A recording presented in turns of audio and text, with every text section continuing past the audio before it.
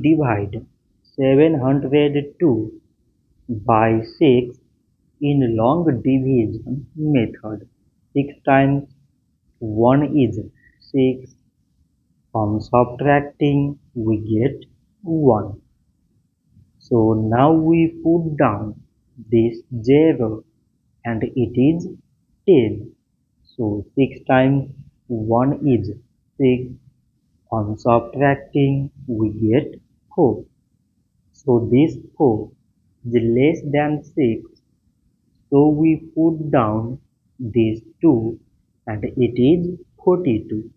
6 times 7 is 42.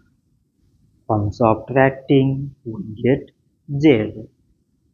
So 702 divided by 6 is 170. So this much for today and thanks for watching.